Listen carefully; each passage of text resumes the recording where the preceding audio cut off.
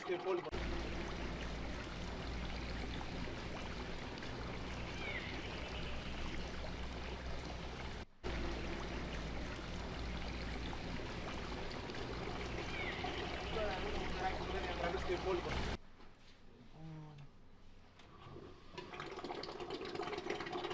Τώρα εδώ το μοτεράκι μου λέει να τραβήξει το υπόλοιπο νερό από εδώ.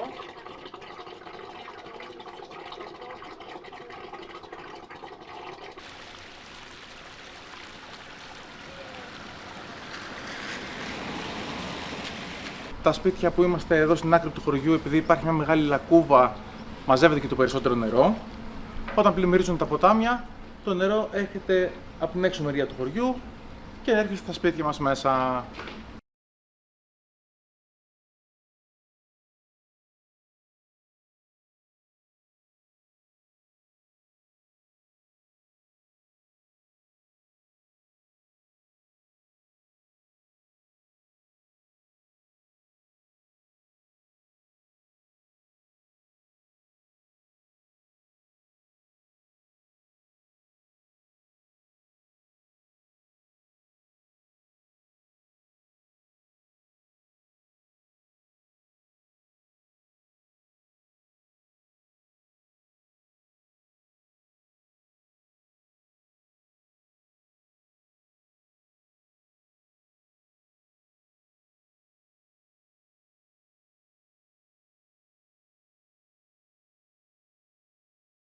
Το ποτάμι δεν το φτιάχνουμε ποτέ, πάντα θα ξεχυλίζει με το που έρχεται λίγο περισσότερο νερό και εμείς οι άνθρωποι εδώ του χωριού αντιμετωπίζουμε πάντα το ίδιο πρόβλημα. Εδώ και 5 χρόνια τώρα αυτό το θέμα. Έχουμε κάθε χρόνο με το που βρέχει λίγο περισσότερο, πλημμυρίζουμε.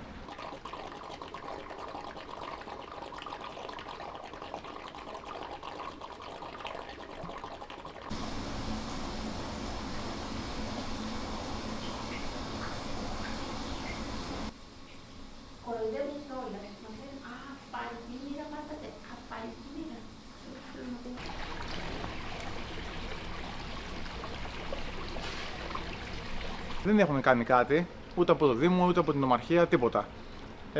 Δεν υπάρχουν έργα, συνέχεια τα ίδια και τα ίδια. Αυτό τώρα δεν γίνεται ένα χρόνο, γίνεται 5 χρόνια συνεχόμενα. Δηλαδή, εμείς κάθε φορά που βρέχει, πλημμυρίζουμε.